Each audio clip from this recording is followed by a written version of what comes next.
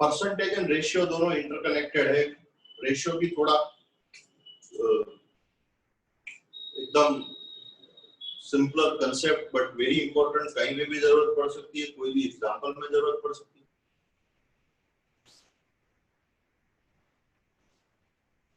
So now we will learn ratio.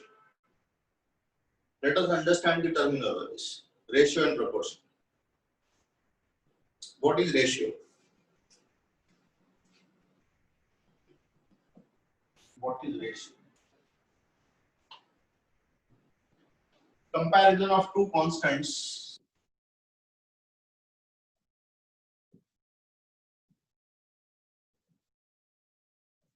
in its simplest form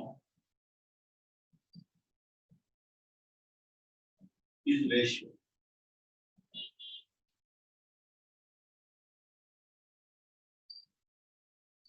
नई नई terms आती है तो डोंट गेट कंफ्यूज। ये सिंपल डिवीजन ही और कुछ नहीं। जब रेशियो की बात आती है तो हम ये फॉर्म में लिखते हैं। यही चीज जब फ्रैक्शनल कैलकुलेशन होता है तो ये फॉर्म में लिखते हैं। यही चीज जब डिवीजन करते हैं तो ये फॉर्म में लिखते हैं। जब ये स्ट्रक्चर देखते हैं तो इसको हम डिविडेंड बोलते हैं, इसको हम डिवीजन बोलते हैं। ये फॉर्म में होता है तो न्यूमरेटर बोलते हैं, ये फॉर्म या denominator.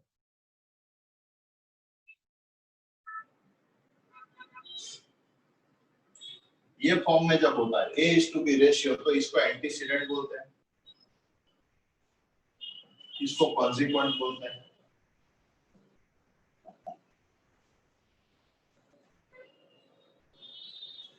A:B antecedent and consequent. Ratio से क्या क्या इंफॉर्मेशन मिल सकती है? सपोज आप सब स्टूडेंट्स हो अभी ग्रुप में, मैं बताऊं कि ratio of boys to girl is 3:2। सिर्फ इतना दिया हुआ है। What all information I can get? क्या क्या जजमेंट ले सकता हूँ मैं? रीजनिंग में भी आ सकते हैं questions.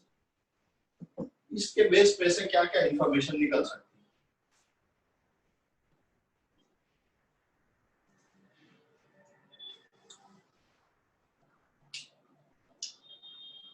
May I know strength of the class?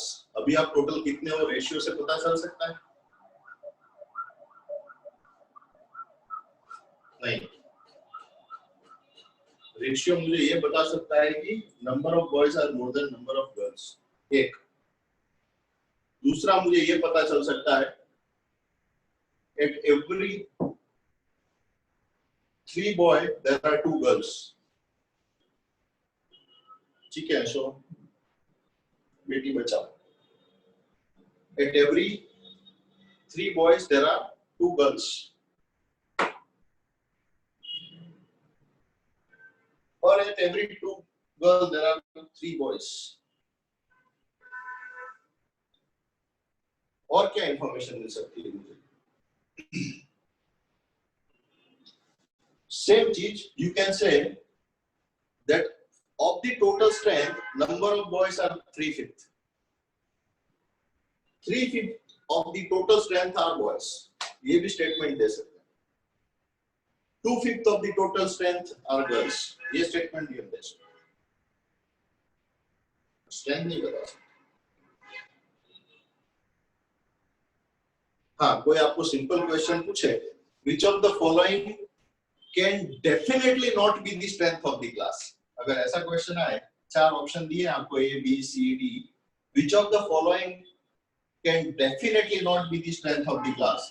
85 जो भी है, 75, 60, 66। Which of the following can definitely not be the strength of the class? क्या आंसर आएगा बताओ? आंसर लिखो, क्या आएगा? A, B, C, D।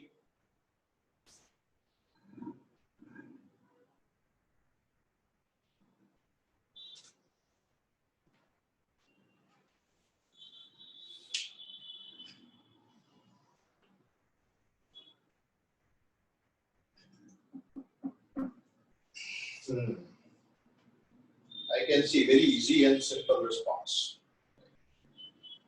Because ये तो पता चल ही जाता है, एक और important statement, जो भी क्लास की strength हो, number of total students are definitely multiple of 5, right? एक एक्चुअल क्वेश्चन मैंने देखा था कहीं, कोई टेस्ट में ही था, डजन मिरर थे, हाथ में से कुछ टूटे कुछ नहीं टूटे, एक बच्चा, छोटे छोटे ग्लास थे, मिरर्स थे, नंबर ऑफ ग्लासेस 1 डजन 12, हाथ में से सब गिर गए, कुछ टूटे कुछ नहीं टूटे. Which of the following cannot be the ratio of broken is to unbroken glasses? Which of the following cannot be the ratio of broken is to unbroken glasses? 4 option बताओ answer. Broken is to unbroken, huh? 1:1, 1:2, 1:3, 1:4. चलो 4 option है. Which of the following cannot be the ratio of broken is to unbroken glasses?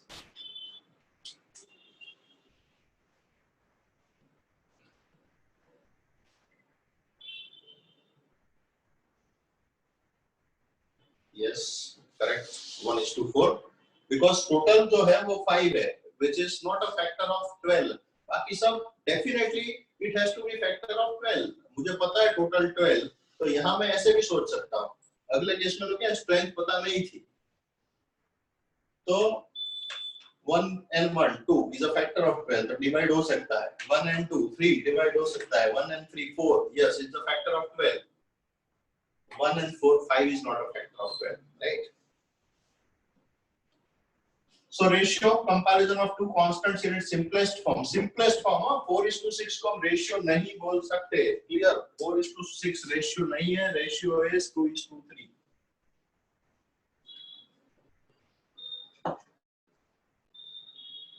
ठीक है. First term is known as antecedent. Second term is known as consequent. So what is proportion? Chapter का नाम था, topic का आज ratio and proportion. What is proportion? Equality of two ratios.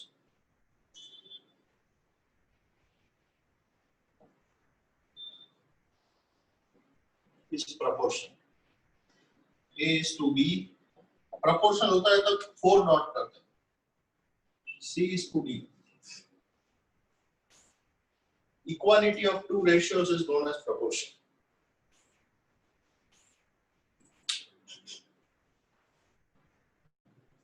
Okay. First proportion, second proportion, third proportion, fourth proportion.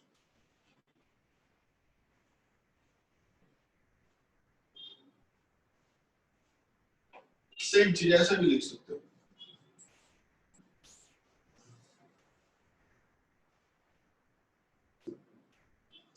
ये first proportion, second, third, fourth. इसको ऐसे भी बोलते हैं, ये फर्स्ट एंड लास्ट टर्म को एक्सट्रीम्स भी बोलते हैं. ये दोनों को मीन्स भी बोलते हैं. You can say product of extremes equal to product of means. This is all about terminology. बात तो एक ही है, कुछ नहीं है. Cross multiplication. AD equal to BC हम सबको पता है. कई बार 3 नंबर दिए, पूछेगा simple what is the fourth proportion. 3 number दिए 8, 10 and 15 का फोर्थ प्रोपोर्शन क्या होगा, तो 8/10 equal to 15/x. Okay. Means, mean पे से मीन प्रोपोर्शन एक और चीज है, मीन प्रोपोर्शन करते हैं. ठीक है, तो आपको पूछा जाए 8, 10 and 15 का फोर्थ प्रोपोर्शन क्या होगा, तो 8/10 इक्वल टू 15/x. थर्ड पूछे what is the third proportion of 8 and 10. See, a indirect question. Actually proportions are paired, ऐसे होता नहीं है. अगर ये लिखा है 8 and 10 का थर्ड प्रोपोर्शन बताओ, तो आपको क्या करना है, फाइंड तो फोर्थ ही करना पड़ेगा. तो 10 को हम रिपीट करेंगे, तो क्या लिखेंगे, 8/10 equal to 10/x. got it? 8 by 10 equal to 10 by x. So 8x equal to 100, x equal to 100 by 8, that is 12.5. Answer क्या आएगा आपका? 12.5. So जब भी a is to b equal to b is to c होता है, whenever there is a is to b equal to b is to c, जैसे मैंने बताया 8 and 10 का थर्ड प्रोपोर्शन फाइंड कर तो उसका राइट टर्मिनोलॉजी है when a is to b equal to b is to c, then you can say that a, b and c are in continued proportion. This is another terminology, continued proportion. When a is to b equal to b is to c, then you can say a, b and c are in continued proportion. और other way कोई example formation में use होता है, तीन number दिए हैं या कोई वेरिएबल्स दिए हैं कि if you are given that these three are in continuous proportion, that means middle वाला आपको रिपीट करना है, a is to b equal to b is to c आपको लिखना है, ठीक है? तो उसको हम मीन प्रोपोर्शन भी बोलते हैं. कोई भी दो नंबर का मीन प्रोपोर्शन फाइंड करना है तो कैसे करते हैं? तीन टाइप के मीन्स होते हैं एक्चुअली. एक तो एरिथमेटिक मीन, एवरेज. एवरेज का कंसेप्ट हमने किया या बाकी है, याद आ रहा है? बहुत सिंपल है, वैसे तो कर सकते हैं वापस 15-20 मिनट में नेक्स्ट सेशन में. Do you remember? एवरेज किया हुआ है हमने या रिवीजन की जरूरत है 15-20 मिनट? एवरेज का कंसेप्ट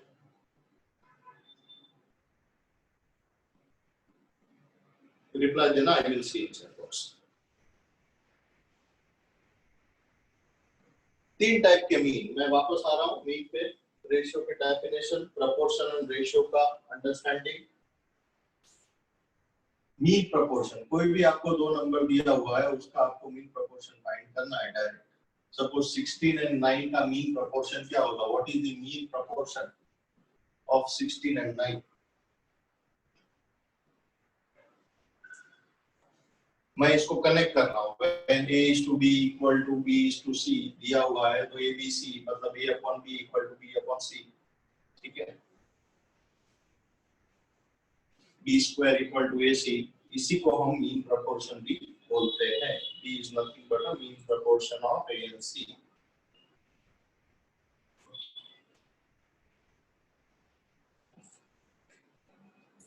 क्लियर? तो 16 एंड 9 का मीन प्रोपोर्शन क्या होगा? कोई बड़े नंबर से तो इंडिविजुअली भी आप स्क्वायर सेट कर सकते हो, कोई जरूरत स्क्वायर रूट निकाल सकते हो, जरूरी नहीं है कि आप उसका प्रोडक्ट बना के बाद में ही करें. 16 का 4 एंड 9 का 3, यहाँ तो सीधा था तो 4 into 3 हो गया 12. किसी में कोई एडजस्टमेंट की जरूरत पड़े तो एडजस्टमेंट भी कर सकते हो.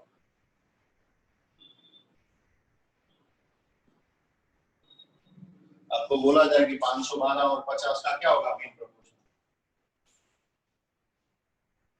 तो ये टाइम वेस्ट करने के. ऐसे कोई भी एग्जांपल दिए आपको 512 into 50 करना है तो no need to waste the time in multiplication, immediately click होना चाहिए. या 50 का 100 करो तो परफेक्ट स्क्वायर बन जाएगा.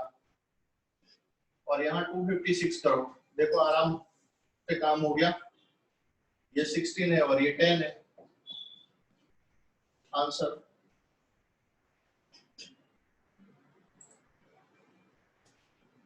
ठीक है. कोई गलती हो तो देख लेना. I generally never use books, आपने तो देखा है, आपको पता है क्लासेस में भी मैंने कभी भी कोई भी सेशंस में बुक्स या लेके नहीं आता. जो भी आप लोगों के साथ पढ़ाते पढ़ाते एक्सपर्टाइज मिली है उसी को यूज करता हूँ. तो कई बार ऑनलाइन एजुकेशन में नया मोड है, कोई भी नंबर की गलती दिख जाए तो एक्सक्यूज.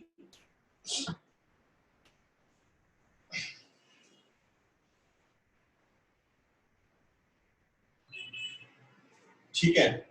तीन टाइप के मीन होते हैं. सबसे पहले एवरेज जो आपको करना था. तीन टाइप के मीन होते हैं. एक नंबर है सपोज ए एंड बी.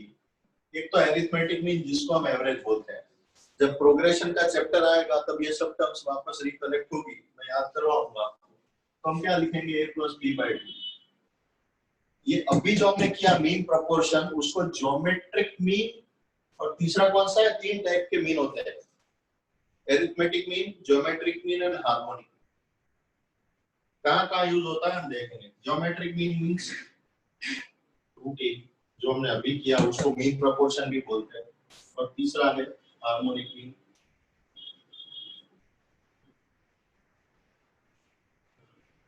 क्या लिखा था कि 16 एंड 9 वही नंबर लेते हैं। 16 एंड 9 का अरिथमेटिक मीन फाइंड करना है तो क्या आंसर आएगा?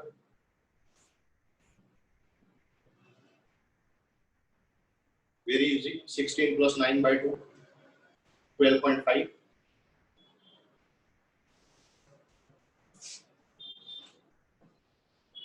ज्योमेट्रिक मीन फाइंड करना है तो अभी किया हमने, 16 9 जा 144 डायरेक्ट किया था, 12 आया। और हार्मोनिक मीन अब बताओ, चलो फटाफट 10 सेकंड में आंसर दो। हार्मोनिक मीन क्या होगा 16 एंड 9 का?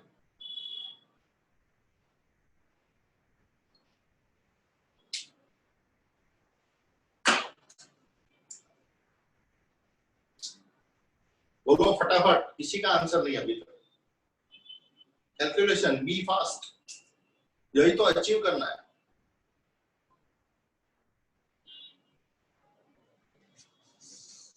क्या आंसर?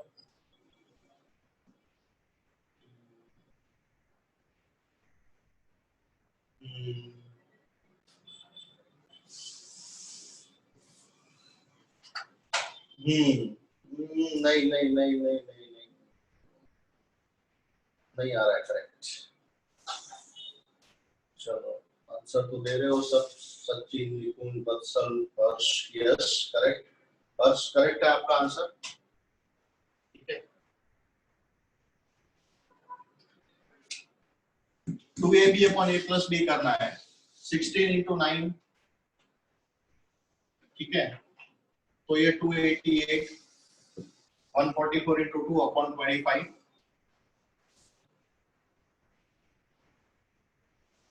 कल भी मैंने बताया था ऐसा ही कि 25 से डिवाइड करना है। आप क्या करो, ऊपर नीचे दोनों into 4 कर दो, इजी हो जाएगा एकदम। नीचे 100 हो गया, कार्यक्रम खत्म।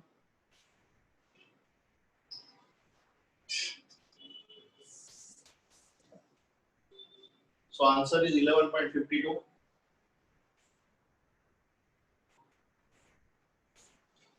Important result, same number थे 16 and 9।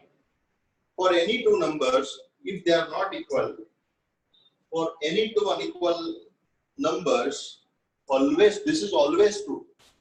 Remember, arithmetic mean सबसे ज्यादा आया, फिर 12 आया, फिर 11 point something is always greater than or equal to, geometric mean is always greater than or equal to harmonic। This is always true, remember।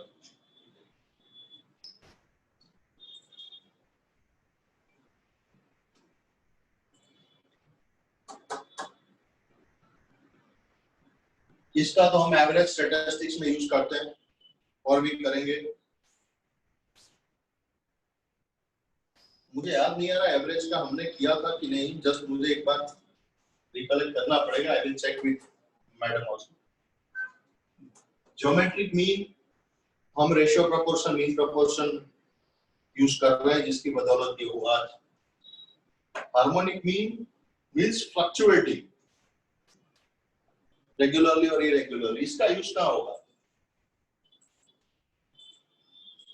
जब time and distance का chapter आएगा और टाइम एंड डिस्टेंस का concept करेंगे तब इसकी जरूरत है।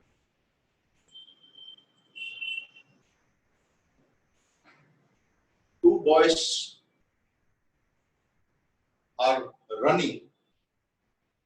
One is at 16 km/h and another is at 9 km/h from their home to college. What is the average speed of their journey? तो आंसर ही आएगा, ये भी नहीं आएगा, ये भी नहीं आएगा। कई लोग लिख देते हैं कोई भी ये आएगा, बट इसमें हार्मोनिक मीन यूज होता है। तो अगर टाइम डिस्टेंस का एवरेज का क्वेश्चन है, एवरेज स्पीड फाइंड करनी है, तो आंसर क्या आएगा? एक की स्पीड 16 km/h है, एक की 9 km/h है, तो आपका answer average speed of the journey.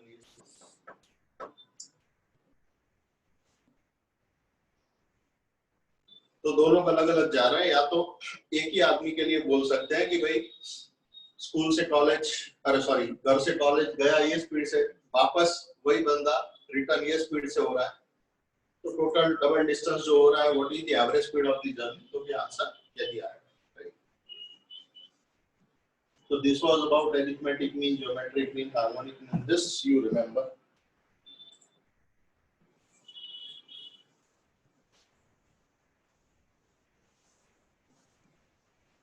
अब बहुत सारे एग्जांपल्स फॉर्म हो सकते हैं.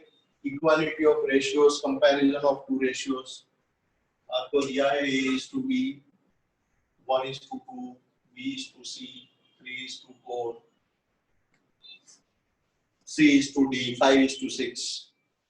तो उसको जोड़ना होता है और उसमें से एग्जांपल्स भी बन सकते हैं. A और B के पास ये रेशियो में पैसे हैं, B और C के पास ये रेशियो में पैसे हैं. फिर एक और इंफॉर्मेशन भी होगी, B के पास इतने कम है A से, तो टोटल तीनों के पास कितने हैं, या C के पास A से इतने ज्यादा है. कोई भी एक प्लस माइनस आपको दिया होगा एडिशनल इंफॉर्मेशन, क्योंकि अकेला रेशियो कभी भी पूरी इंफॉर्मेशन नहीं देता है. आपको बताया गया था कि स्कूल में बॉयज एंड गर्ल्स 3:2 के रेशियो में उससे कभी भी स्ट्रेंथ नहीं मिल सकती. कोई एक एडिशनल इंफॉर्मेशन चाहिए, या तो आपको नंबर ऑफ बॉयज दिया है तो भी मिल जाएगा, या तो नंबर ऑफ गर्ल्स दिया है तो भी मिल जाएगा, या तो डिफरेंस दिया है, ऐसा बताया कि number of boys are 15 more than number of girls, तो भी मिल जाएगा. 3x - 2x = 15, x = 15. So 3x and 2x 5x, 15 into 5 75 students है क्लास में. ठीक है, तो एक और एडिशनल इंफॉर्मेशन चाहिए, कोई भी इक्वेशंस और एक्चुअल नंबर्स फाइंड करने हैं. तो बाकी रेशियो और परसेंटेज में ही रहना है तो ठीक है, it's fine. Ratio percentage both are both don't give the judgment of the actual figures. So A is to B, B is to C. Common क्या है, यहाँ B है 2, यहाँ B है 3, 2 and 3 को LCM लो, कॉमन करो, 6 करो तो इसको into 3, दोनों को into 3 करोगे तो 3 into 6, या into T करोगे तो 2 करोगे तो 6 is to 8. B भी कॉमन हो गया आपका, A is to B is to C हो गया, 3 is to 6 is to 8. A is to B, B is to C, C is to D भी दिया है सपोज आपको, C is to D भी दिया है आपको, C is to D is 3 is to 4. और आपको पूछा A is to D, तो कंपल्सरी ये तो करना ही पड़ेगा पहले. सपोज ये दिया, ये दिया, ये दिया और पूछा है finally A is to D, या तो मुझे ऐसा सेट किया होगा कि इसमें A is to D ratio की जरूरत पड़े, तो आपको प्रोसेस तो यही है, पहले ये करना ही पड़ेगा. डायरेक्ट नहीं कर सकते कुछ भी, क्योंकि सी तक पहुंचने के लिए बाकी दिन को तो एक ब्रिज बनाना ही होगा. तो जरूरत हो या नहीं हो इसकी, ये कंपलसरी आपको पहले ये तो करना ही करना है. अब ABC 3 6 8 हो गया, अब C is to D, तो C कनेक्ट करना है, तो यहाँ C 8 है और यहाँ C 3 है. ठीक है, तो उसको 8 से मल्टीप्लाई करो, इसको पूरे को 3 से मल्टीप्लाई करो, और 24 हो जाएगा. इसको 8 से करोगे तो ये 32 ज्वाइन कर दो, 24 हो गया है. राइट, तो ये आपका A is to B is to C is to D हो गया. A is to D.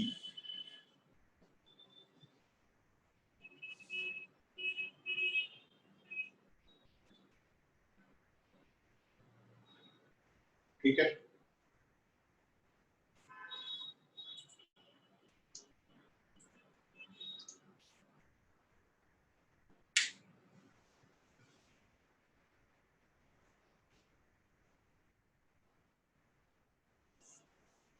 Mixture के काफी एग्जांपल्स फ्रीक्वेंटली देख सकते हैं हम रेशियो प्रोपोर्शन में.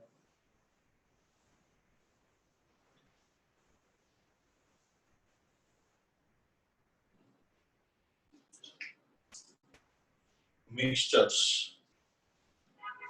40 लीटर मिक्सचर है मिल्क एंड वाटर.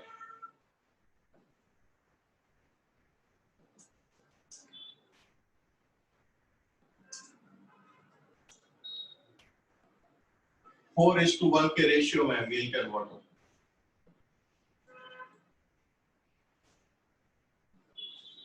तकलीफ बहुत है, तो दूध वाले को इसको 3:2 करना है, तभी उसका इनकम कुछ बैठेगा. तो कितना पानी डालना पड़ेगा, ऐसा क्वेश्चन आ सकता है. 40 liter milk contains milk and water in the ratio 4:1. To have satisfactory income, if he thinks to add some water and to have a ratio of 3:2, how much water should be added in the mixture? तो पहले तो separate करो, 40 में से 4/5 into 40, milk कितना होगा 32, water 8. I am not supposed to change the quantity of milk, वो तो वही रहेगा, उसमें कुछ होगा नहीं, वो तो ओरिजिनल 32 है. अभी ऑलरेडी 8 लीटर पानी है,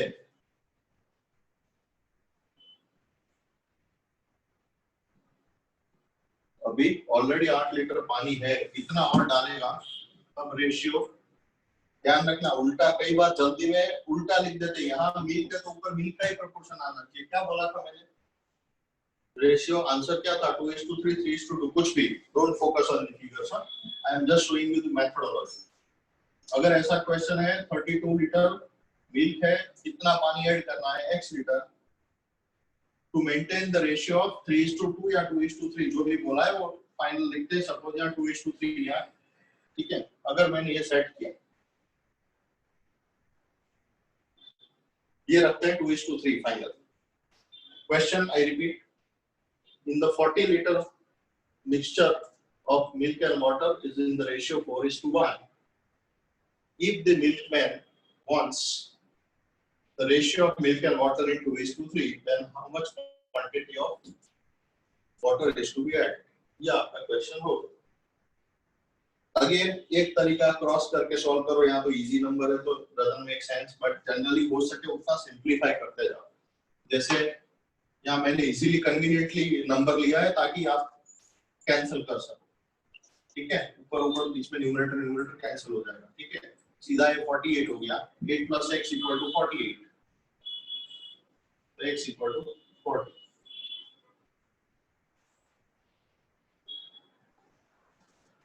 ठीक है.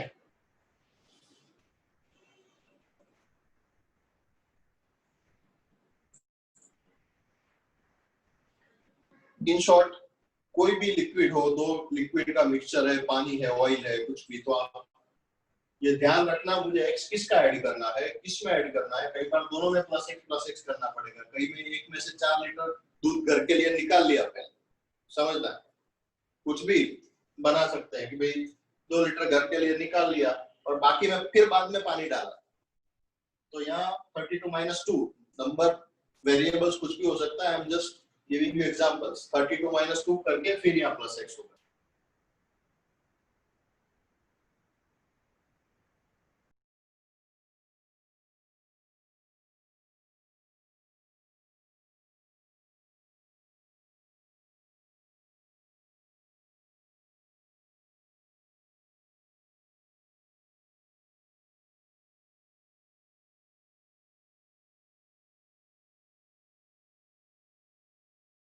में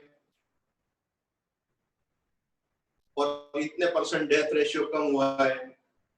तो अब नया क्या है? इन शॉर्ट परसेंटेज रेशियो को मिक्स करके भी अच्छे एग्जांपल्स फॉर्म हो सकते हैं, ठीक है. तो बी केयरफुल कि आपको x कहां लगाना है, प्लस माइनस कहां करना है. एट द सेम टाइम इसके सामने ये प्रोपोर्शन में ही लिखा जाना चाहिए बस, क्योंकि 3:2 लिख दिया 2:3 की जगह तो आंसर गलत हो सकता है. 100% होगा ही, हो सकता है, ठीक है. तो ये हमेशा ध्यान रखें. तो ये मिक्सचर के क्वेश्चंस फ्रीक्वेंटली आप देख सकते हो.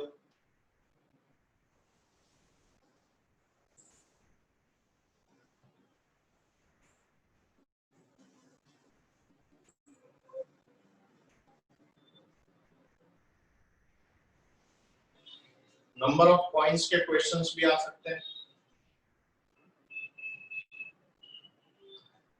सपोज कुछ पॉइंट्स के क्वेश्चंस है आपके पास, 1 रुपये के, 50 पैसे के, 25 पैसे के. अगर कोई बोलता है कि एक बच्चे के पास नंबर ऑफ कॉइन्स ऑफ 1 रुपी, 50 पैसे एंड 25 पैसे आर इन द रेशियो 3:4:12. हम एग्जांपल नहीं कर रहे हैं, कैलकुलेशन पे फोकस मत करना, मैं सिर्फ आपको कांसेप्ट समझा. अगर आपको ऐसा आया कि A boy has 1 rupee, 50 paise and 25 paise coins in the ratio of 3:4:12. मतलब ये रेशियो है नंबर ऑफ कॉइन्स। ये आपका जो रेशियो है वो क्या है? Number of coins.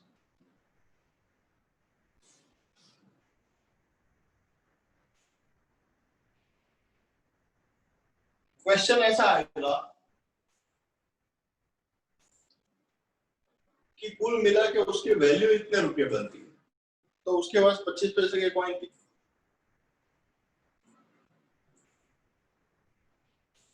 अब ये रेशियो काम में नहीं आएगा क्योंकि नंबर ऑफ कॉइन्स का है। सामने आपको टोटल नंबर ऑफ कॉइन्स दे दिए होते तो आपका काम बहुत इजी हो जाता। अगर आपको बोल दिया होता कि आपके पास 361 total number of coins are 361 तो काम इजी हो जाता, यही रेशियो में 361 को डिवाइड कर दो। बट नंबर ऑफ कॉइन्स नहीं पता है, कुल मिला के कितने रुपये बनते हैं। फॉर एग्जांपल चलो ले लेते हैं 600 रुपये। तो ये रेशियो में 600 को डिवाइड नहीं कर सकते क्योंकि 600 है वो रुपीस वैल्यू है। तो पहले ये रेशियो को वैल्यू रेशियो में कन्वर्ट करना पड़ेगा। This is important. तो वैल्यू रेशियो में कैसे कन्वर्ट करेंगे? Informally, easily. जस्ट 1 रुपए के 3 कॉइन है तो कितने रुपए बनेंगे? 50 पैसे के 4 कॉइन है तो कितने रुपए बनेंगे?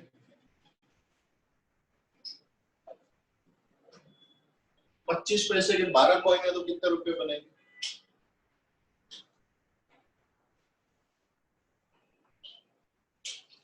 तो ये हो गया वैल्यू रेशियो। तो कैसे सोचना है वैल्यू रेशियो क्रिएट करने के लिए? आपको थॉट सोचना कैसे है?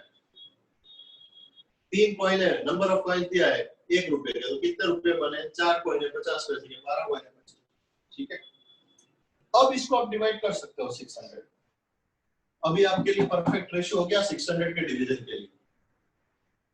सबकी मेहनत क्यों करें? आपको फॉर एग्जांपल क्वेश्चन पूछा है कि नंबर ऑफ 50 पैसे के कितने हैं, फाइंड द नंबर ऑफ 50 पैसे कॉइन्स। उसके बाद जो टोटल कॉइन्स है उसमें 50 पैसे के कितने हैं, तो मैं 50 पैसे वाली मेहनत ही करूंगा। 2 बाय कितना हुआ? टोटल स्ट्रेंथ कितनी है? 50 पैसे के कॉइन्स की स्ट्रेंथ क्या है टोटल में? 2/8 into 600। ठीक है, अभी भी एक स्टेप दूर है आंसर से। ये आंसर नहीं है। क्वेश्चन क्या पूछा है? नंबर ऑफ 50 पैसे कॉइन्स। ये नंबर नहीं मिलेगा 50 पैसे का। सॉल्व करें पहले, क्या होगा? Any idea? फटाफट।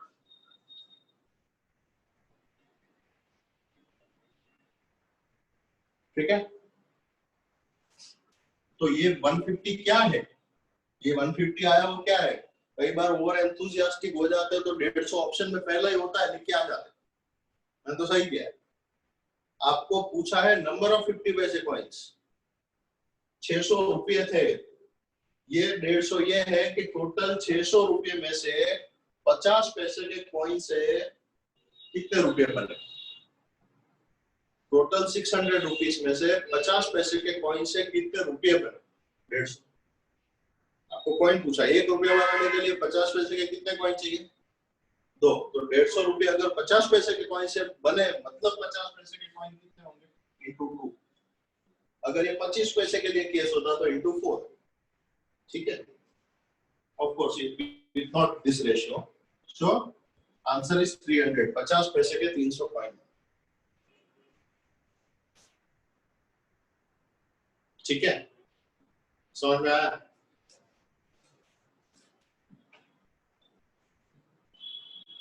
बिल्कुल रिवर्स केस।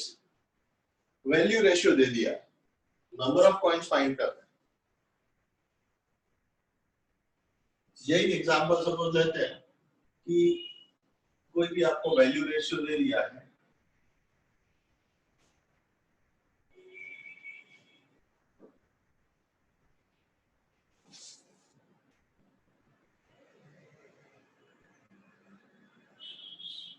तो नंबर ऑफ कॉइन्स कितने? Suppose 5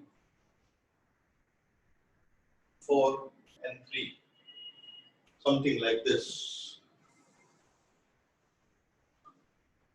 A boy has certain coins of 1 rupee, 50 paise, 25 paise, whose value in the ratio 5:3. मतलब ये रेशियो नंबर ऑफ कॉइन्स का नहीं है। अभी इस केस में अगर डायरेक्ट वैल्यू दे दिया कि कुल मिला के पैसे 500 बनते हैं उसके पास, तो सीधा सीधा इजी हो गया क्वेश्चन, कुछ नहीं करना है, 500 को इसमें डिवाइड कर दो। बट ऐसा करेंगे नहीं, अब यहाँ उल्टा देंगे, यहाँ नंबर ऑफ कॉइन्स देंगे, तो पहले इस रेशियो को नंबर ऑफ कॉइन्स के रेशियो में कन्वर्ट करना पड़ेगा आपको। ये वैल्यू रेशियो है। नंबर ऑफ कॉइन्स का रेशियो क्या होगा? 5 रुपए बने 1-1 रुपए के कॉइन्स, तो नंबर ऑफ कॉइन्स कितने चाहिए? 5 ही चाहिए। 4 रुपए बने 50 पैसे के कॉइन्स, कितने कॉइन चाहिए? 3 रुपए बने 25 पैसे के कॉइन्स, तो कितने कॉइन होंगे? Number of coins 12। अब आपको बोला है कि टोटल उसके पास 2500 कॉइन्स, इसमें 2500 आपको ये रेशियो में डिवाइड होगा, और आपको पूछा है कि 1 रुपए के कितने कॉइन्स होंगे। ठीक है, तो 5 + 8 13 + 12 25, 5 और 4 25, 1/5। ठीक है, आंसर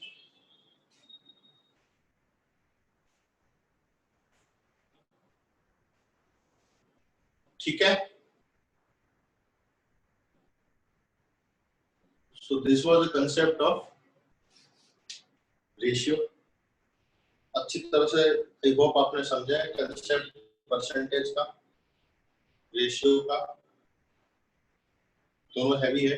आगे और भी करना है, पार्टनरशिप्स के भी हो सकते हैं, कुछ एवरेज के भी हो सकते हैं, but this was the concept of ratio. और भी अच्छे एग्जांपल्स हो सकते हैं जो शीट में है, वो आप सॉल्व करोगे और वापस जो डाउट है वो आप मेरे पास रेज करना। डिवीजन में भी काफी जरूरत पड़ सकती है। कल कितने लोगों ने देखा था? टाइम मिला था क्या आपको कि थक गए थे?